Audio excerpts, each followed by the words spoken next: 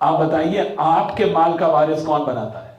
جو کہ ہم ٹرمنالوجی یوز کرتے ہیں کہ صاحب فلاں صاحب نے اپنی زندگی میں اپنی وراثت بانٹ دی، یہ جملہ ہی نان سینس ہے، یہ آئیڈیالوجی بالکل نان سینس ہے۔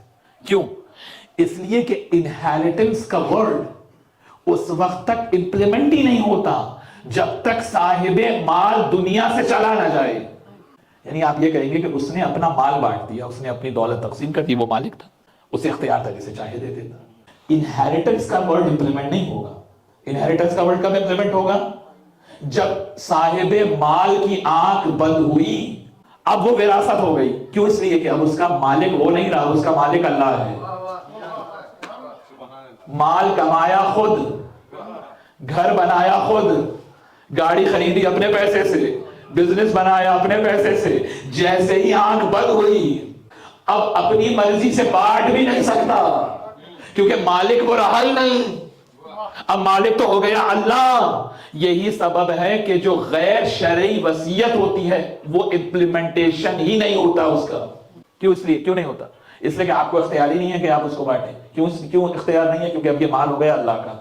جب مال اللہ کا ہو گیا تو اب اللہ کے اصول سے بٹے گا، اور جو اصول وراثت اسلام میں موجود ہے اس اصول وراثت سے بانٹا جائے گا۔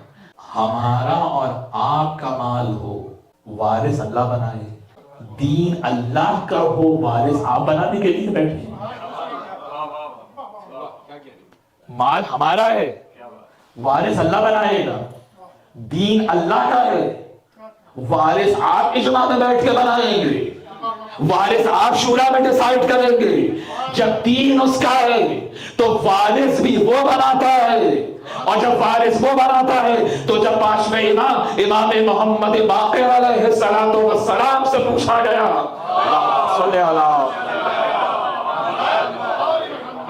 کہ یہ آیت کس کی شان میں نازل ہوئی، امام باقر فرماتے ہیں نحن مستضعفون، ہم آل محمد ہیں کہ جن کو دنیا کمزور سمجھتی ہے، ہم ہی ہیں وہ کہ جن کو اللہ نے امام بنایا ہے۔ وَنَحْنُ وَارِثُونَ، اور ہم ہی اللہ کے دین کے بھی وارث ہیں، انبیاء کے بھی وارث۔